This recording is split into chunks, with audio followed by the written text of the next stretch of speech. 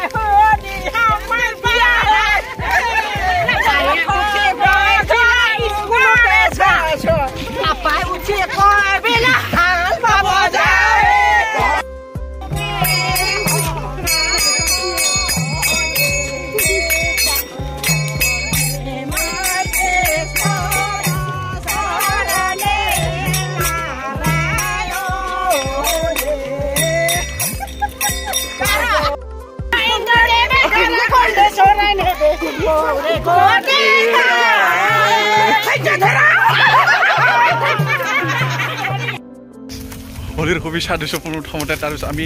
আজি হোলী খেলিম আৰু চাওক তাৰপিছত হোলী খেলি অৱস্থা নাইকিয়া হৈ গৈছে আনি লগাই লগাই চলাৰ অৱস্থা চাওক চাওক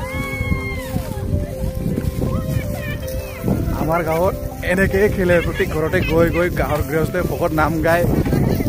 এনেকৈ আৰু তাৰপিছত ফূৰ্তি কৰে যে বছৰৰ মূৰত এদিন ৰঙৰ উৎসৱ আহে বুলি ক'লে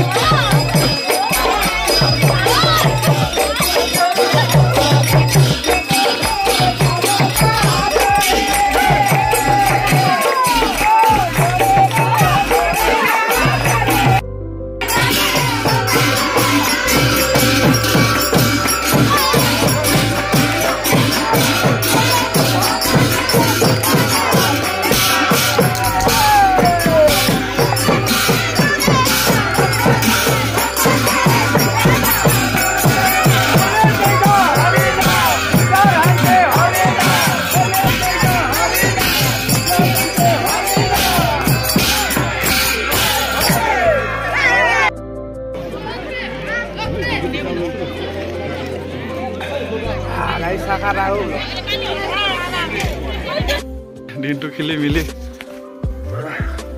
শেষ কৰি এই কালাৰ অৱস্থা নাইকিয়া চুলি চাওক মুখ চাওক চলা চাওক গামোচাৰ অৱস্থা চাওক মানে কি ক'ম বছৰৰ এদিনে আহে ন ৰঙীন ফেষ্টিভেল কালাৰিং তো মানে চবৰে ৰূপে সলনি হৈ যায় একদিনৰ কাৰণে মানে কি ক'ম এনেকুৱা এটা ফূৰ্তিৰ দিন মানে বেলেগে কেনেকৈ খেলি নাজানো কিন্তু আমাৰতো অলপ বেলেগ সুকীয়া তো সেয়াই আৰু খেলি মেলি আহিলোঁ যদি ভাল লাগে এটা লাইক কৰি যাব মনটো